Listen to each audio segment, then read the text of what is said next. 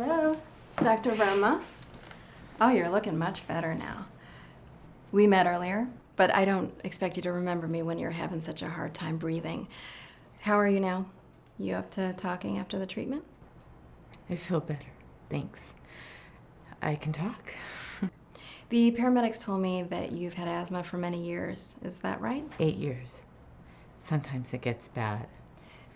Do you have a regular doctor who has seen and treated you for this?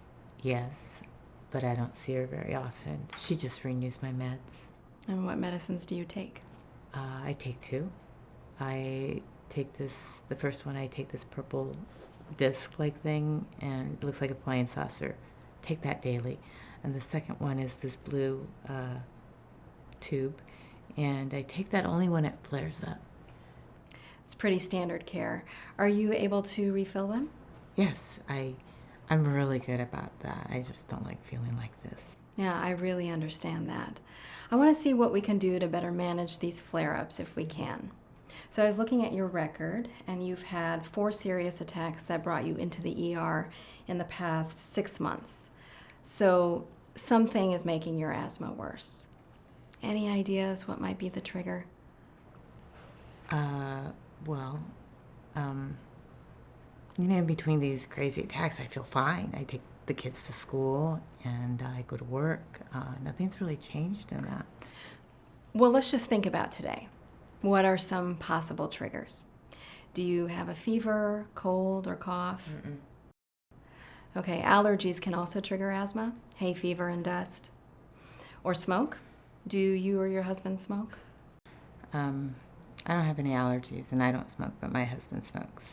You probably already know this, but secondhand smoke is really bad for your asthma. I know. He knows. I just try and avoid him when he's smoking. You know, we have a really good smoking cessation program, and it's free. No way, that's not happening. Okay. In that case, is talking to him about where he smokes an option for you?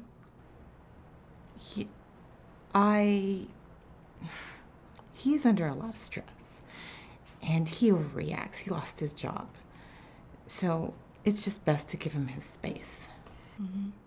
It can be really hard on everyone when someone in the family is stressed out. Now, you mentioned that he overreacts to everything. Can you tell me more about that?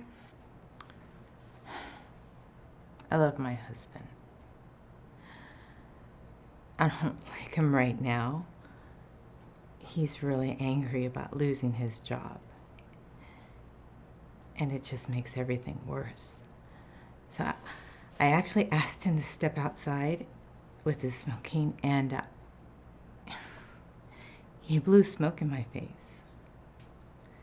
So I felt myself getting tighter, and I couldn't find my inhaler.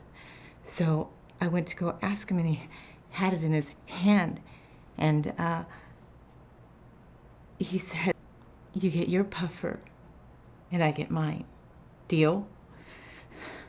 I'm so sorry. That must have felt terrible. It makes me wonder if he's hurting you in other ways. Oh, he hasn't hit me or threatened me. He just keeps my inhaler from me. He actually gave it to me before he walked out. But I knew it wasn't going to be enough, so I could feel it. I had to call 911. Well, you did the right thing. You called, you got help, they brought you here, and we were able to get your breathing under control.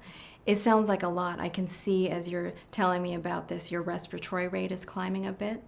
So try focusing on your breathing and take some slow, deep breaths.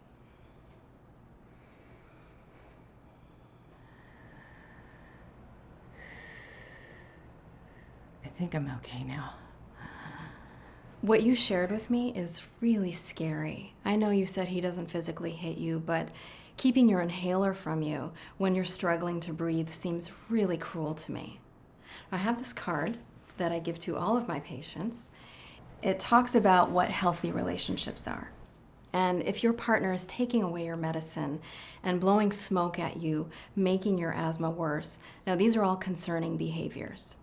and you don't deserve to be treated that way. Now, on the back of the card are confidential hotline numbers to help with safety planning, or just if you want to talk about what's going on in the relationship if you ever need it. Thank you. You're welcome. Eileen, if it's okay with you, I would like for one of my staff, Anna, to come in and talk to you before you go. She really understands how relationships affect your ability to manage asthma. And she also works really closely with the amazing women over at Sacred Healing. They have drop-in meetings for women who are struggling in their relationships.